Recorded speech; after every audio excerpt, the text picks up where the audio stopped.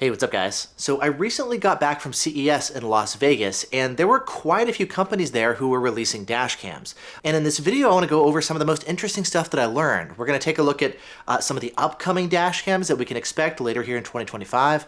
We're going to be taking a closer look at some of the different implementations of AI that companies are experimenting with in their dash cams. I'm going to share some additional behind the scenes info, including some information about some of the interviews that didn't actually make it to the video.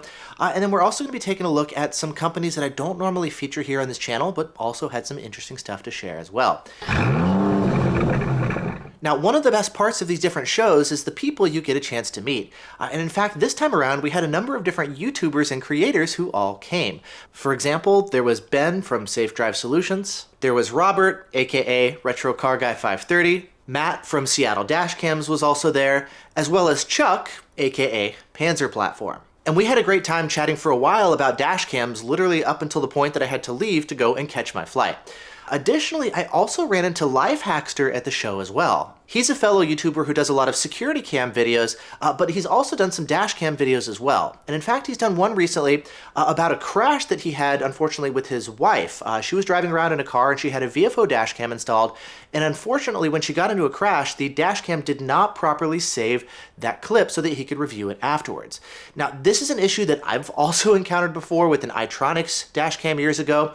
And I've seen people post about this with other brands of dash cams as well. And reliability is obviously really important in a dash cam, and it's something that I've explored in previous videos. And obviously reliability, I mean, like, who cares about Starvis 2 sensors and fancy AI tech if the dash cam can't do the fundamental job of saving and recording the clips when you need them most, right? And so for that reason, we've actually started brainstorming different ways to actually add this to our testing repertoire, how to actually do some like crash testing with dash cams. And so I've got a testing setup here to go ahead and be doing some testing soon with a variety of different dash cams from different manufacturers. So stay tuned for some crash testing with some different dash cams. Now, moving on to some of the dash cam manufacturers who were at CES, probably my favorite dash cam at the show was from Vueroid, and they're announcing their new S1 4K Infinite. This is basically a really high-end dash cam with some really high-end features and specs that compares with dash cams like the VFO 8329. And a special shout out to Ben from Safe Drive Solutions, who helped to actually design this dash cam and come up with the design specs that Vueroid has actually implemented here in this dash cam. Now, it's got a 4K Starvis 2 sensor up front, the IMX678.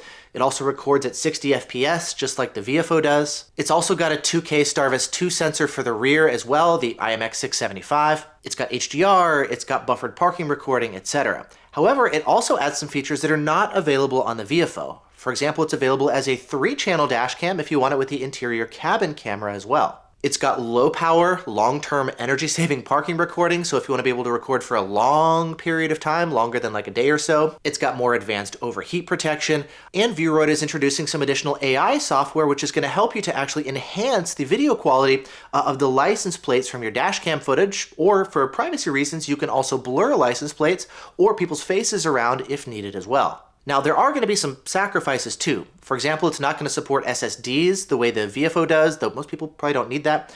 The company itself, Vueroid, they've been around for a while, but they're newer to actually making their own dash cams.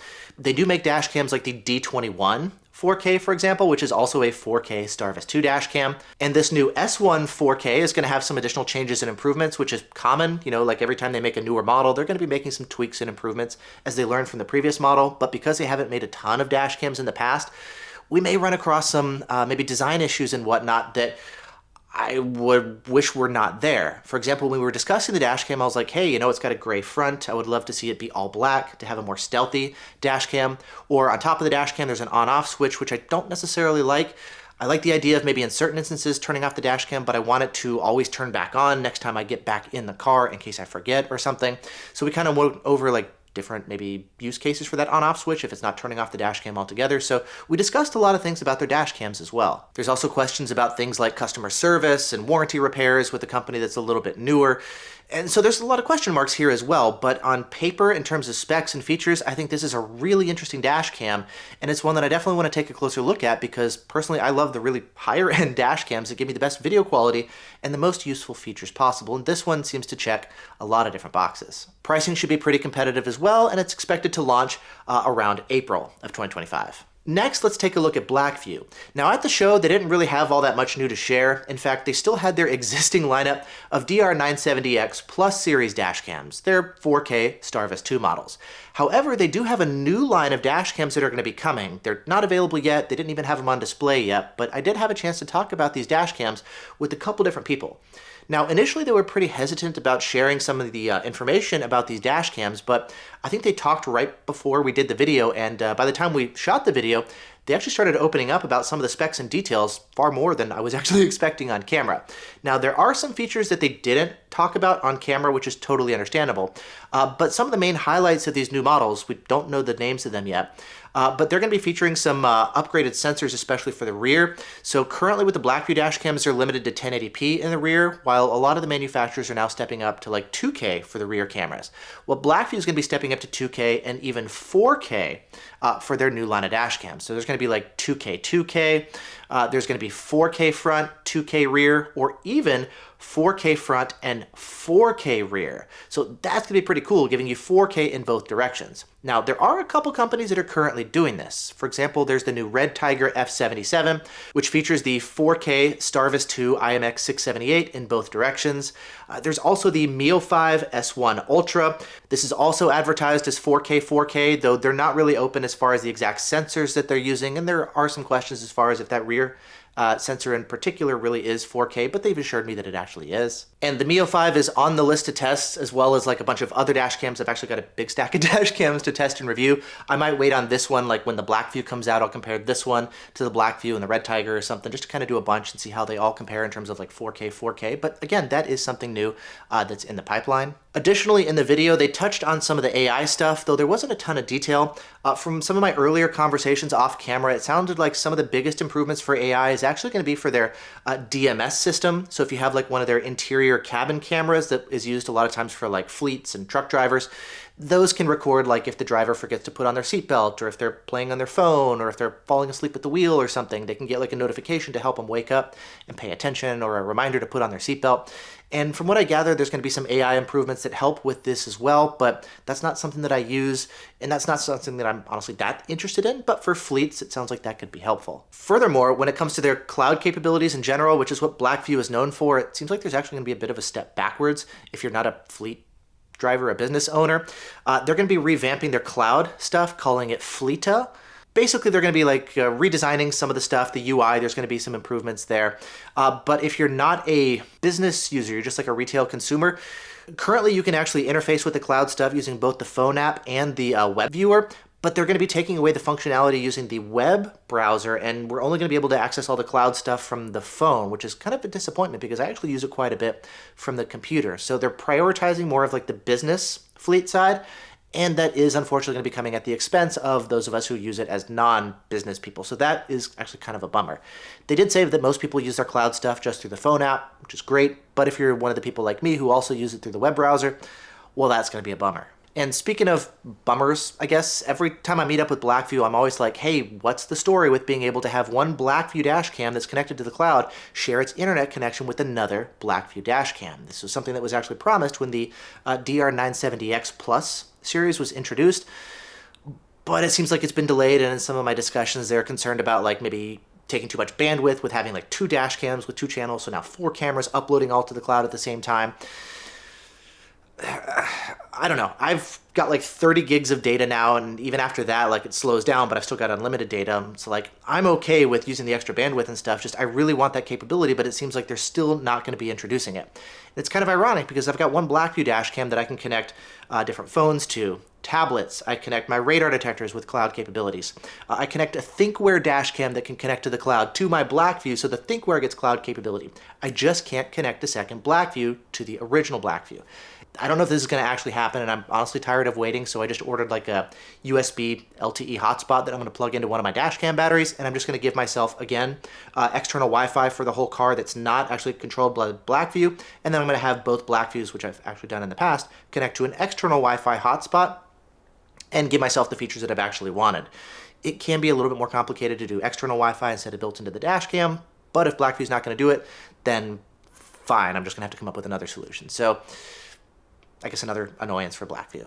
They also mentioned that there's going to be improvements coming to the app itself, basically some UI and UX improvements, making the app easier to navigate, simplifying some of the steps to get to different parts of the app that you need, responding to some of the complaints and feedback that people have online, basically just kind of like making some additional improvements there too. Finally, they also had a new cable cover mount for their dash cams that they're releasing. It's specifically for Toyota and Lexus vehicles, and the idea is it's kind of like their tamper-proof case where it actually covers the like connectors and stuff on the side of the dash cam where all the cables plug in, so you can't actually like unplug stuff or remove the memory card for that matter either. And so to access the dash cam footage, you're going to have to actually use your phone, either over Wi-Fi or over the cloud or something. But the other thing is it actually hides the cables themselves that are going to be running up to the headliner. In a way, it kind of reminds me of what FitCam is doing with their more like blended and integrated dash cams. Not the exact same thing, of course, but I like the fact that they've got an option here to actually hide some of the cables and have things be a little bit cleaner. Now, again, it's only for Toyota and Lexus vehicles. It's only going to be available in Canada. It's not available online. You have to go to like a local dealership. They didn't share pricing or availability or that kind of stuff, but like, it's I guess a cool idea for an accessory, though. If this catches on, they'll have to do it for like a lot of different cars and makes and models and hopefully sell it online to make it easier to obtain and not have to go to like a Jaguar or a Hyundai or a Kia or just wherever you go, you know, to get your cars. But I like the idea. I just hope it maybe catches on more. And I don't know about like covering the cables. I find it convenient to like access the memory card just right from the side of the dash cam. But again, just another idea, something else that I saw at the show that they're going to be introducing. Next, let's talk about 70mai. Now, they didn't have a booth here at the show. However, I did meet up with them for dinner and had a chance to sit down with their two co-founders, an engineer and some marketing people, etc., and really like actually dive into the weeds here with a lot of their dash cams. The original plan was actually to go to dinner with some of the other YouTubers and content creators, but due to scheduling conflicts, I had to leave the show a little bit earlier, and so I wound up just kind of having like a one-on-one where it was just me and then the rest of the 70mai people. And that conversation was actually pretty productive. Now, 70mai as a company, they make a number of pretty affordable dash cams as well as some creative ones. They've also just released a battery pack, which I've been testing here for a little while, that I actually like.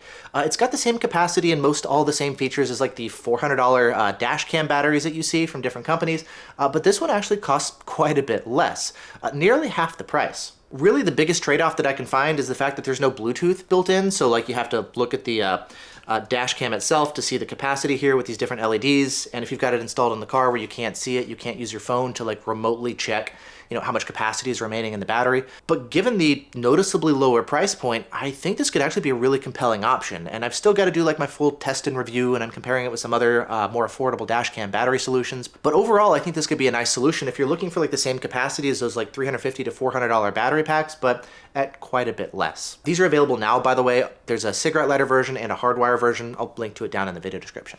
Anyways, as far as their dash cams themselves, up to this point, I haven't really actually recommended them. You know, you've got some models like the A810. That's a 4K Starvis 2 model with the IMX678.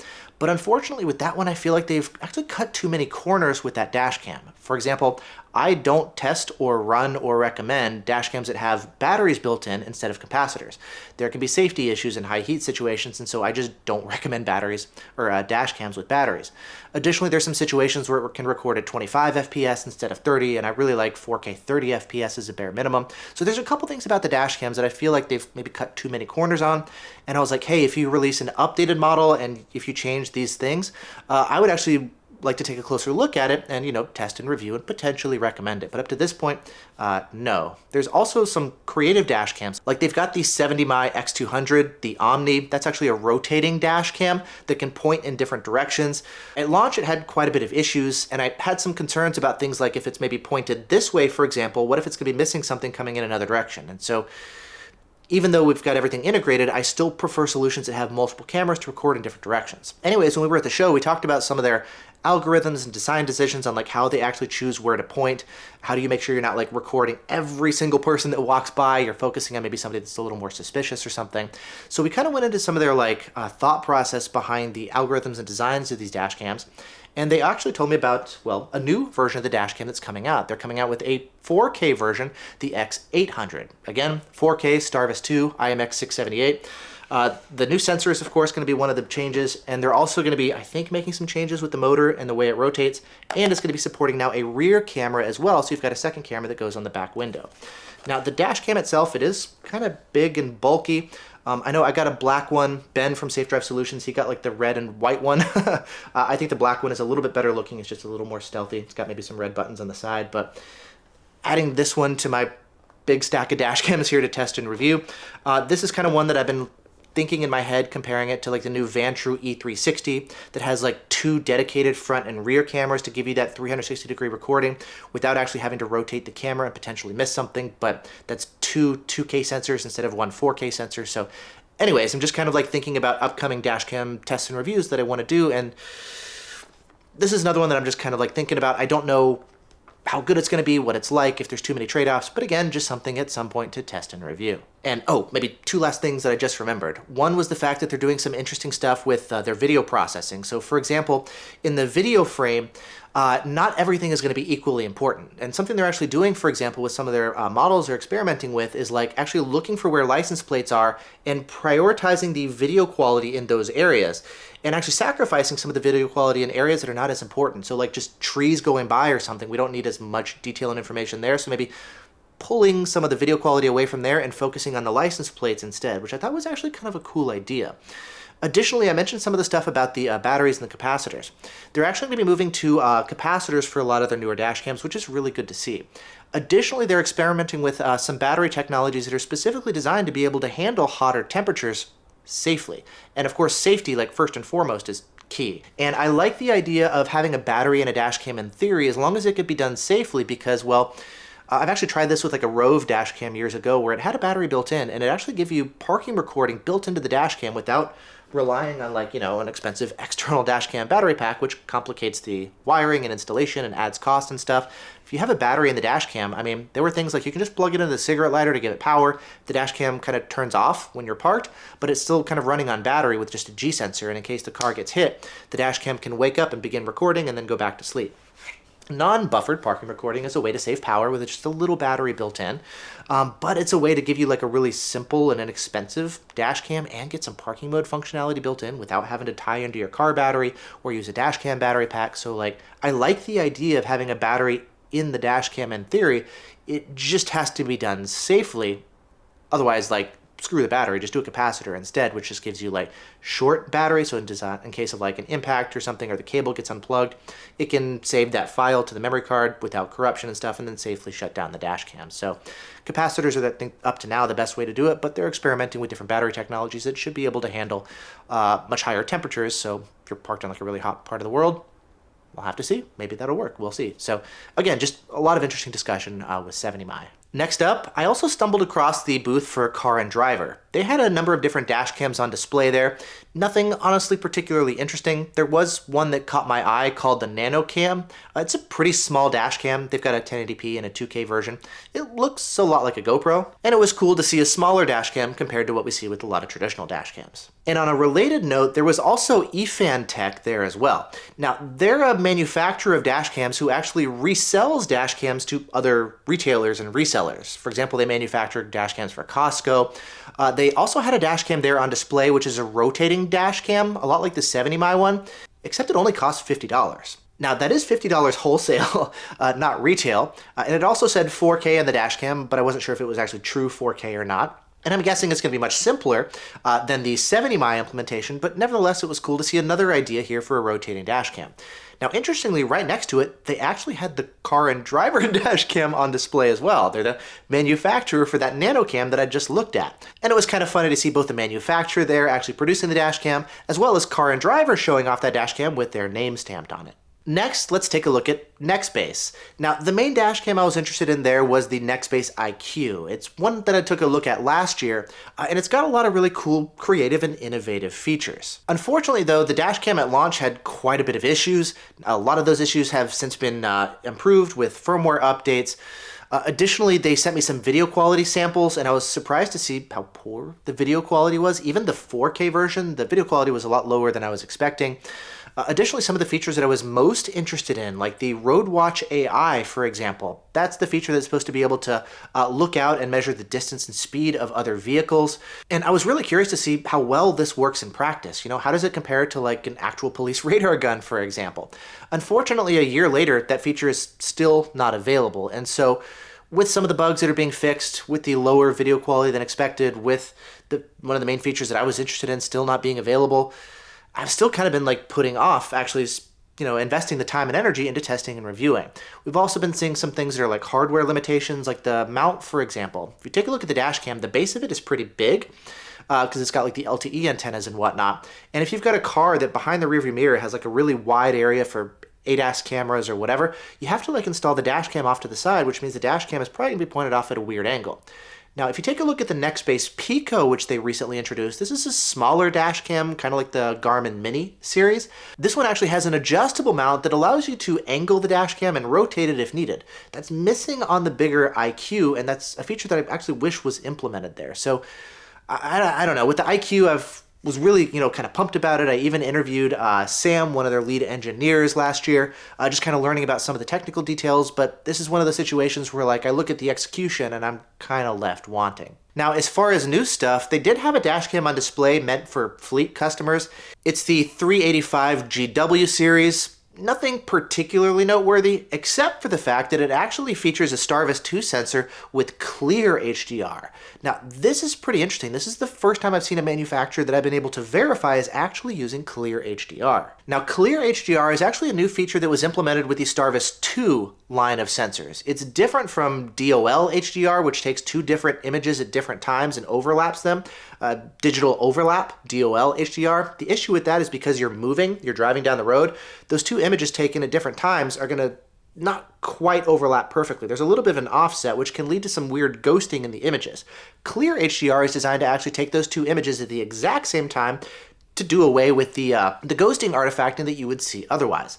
Now, that said, there's been a number of manufacturers experimenting with this, and they've actually chosen to stick with DOL HDR because they're finding that clear HDR may not actually be as effective at capturing license plate detail, or it may introduce too much noise, etc. So I was really excited about the feature, but I haven't actually seen companies implementing it, believe it or not. I have seen some mention about Vantrue implementing it in certain models, but I haven't been able to confirm whether or not they're actually doing it or if they're still sticking with clear or DOL HDR.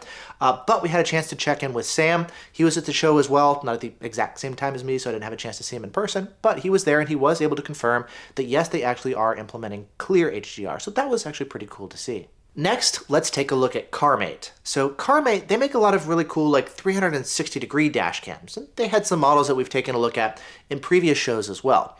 Now, as far as new dash cams though, they actually introduced a new budget 2-channel dash cam that adds some new AI features. For example, with the rear camera, it can give you a rear approach warning in case somebody's like coming really fast and about to rear end you from behind. It can like save and protect that clip in case there's actually a collision. Similarly, it can do the same kind of thing when you're stopped. So let's say you're sitting at like a stop sign or a red light or something and a car is coming up behind you and it's going to hit you from behind. It can save and protect that clip as well.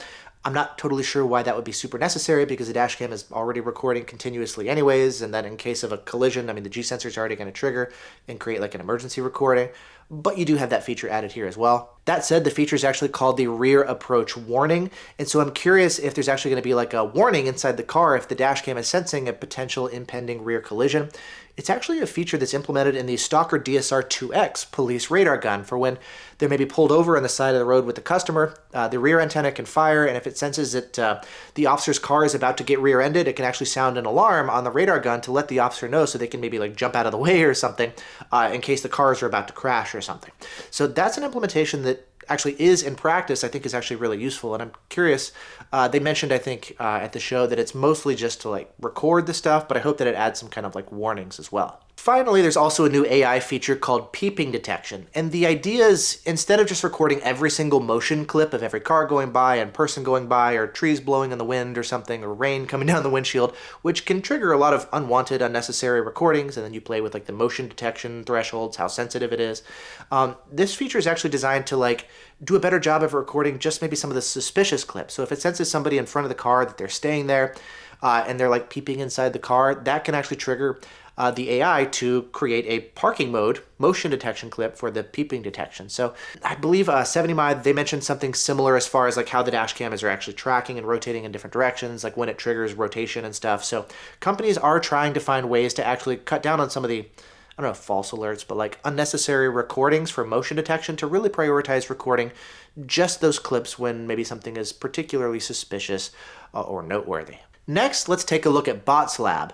Now, this is a dashcam company. They said their dashcams are popular in China, and they had some dashcams on display where they've got some additional cameras that can point out the side of the car, which is kind of cool. I've seen a number of manufacturers coming up with cameras like this to give you sideways facing recording. Additionally, they had a dashcam on display called the V9H, and they had it installed on like a little motorcycle. It's a dashcam that could be installed on a bike or on a motorcycle or even on a car or like on your body. In a way, it could be like a portable camera, kind of like a GoPro. Additionally, the dashcam has 2 displays, and if you want, you can actually disconnect one part of the dashcam from one of the additional displays if you like to make it a little bit smaller. And it was just kind of a cool idea of like another implementation of a dashcam that's not just your traditional box you stick on the windshield and it records when you're driving or parked. Finally, AZDOME was there as well, and they were right alongside Lingdu. I think it's like the same company or something. Some of the dashcams there were sold under Lingdu. Some of the dashcams were AZDOME's dashcams.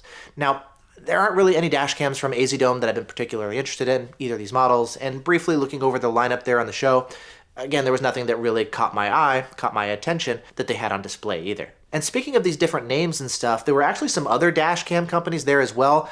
When I was searching, trying to find them, sometimes they would be under different company names, so I didn't find them, or searching for like Dashcam in the app, they wouldn't actually always show up. And so there were some other companies that I didn't check out. And in fact, if you watch Ben's video from Safe Drive Solutions, he's done a CES dashcam recap as well, and he actually covers some additional dashcam manufacturers that I didn't see when I was at the show. So if you want some additional information about some dashcams and manufacturers that were at the show, I'll link to his video that you can check out as well. And then finally, I'm going to be doing one more like CES recap video as well. This one, of course, focuses on like dash cams, but there's a lot of other cool, just random wild tech that was on display at the show. So I want to do another video just kind of going over all the like coolest and most interesting stuff that I saw at the show while I was walking around as well. So stay tuned for that video as well. And so with that said, yeah, that's kind of a summary of like the interesting stuff, particularly on the dash cam front that I saw. I know that was a lot of information, a lot of stuff that I learned, a lot of stuff that I wanted to share. And so, yeah, hope you enjoyed it. Thanks so much for watching. Stay tuned for more, and I'll see you in the next one. Bye.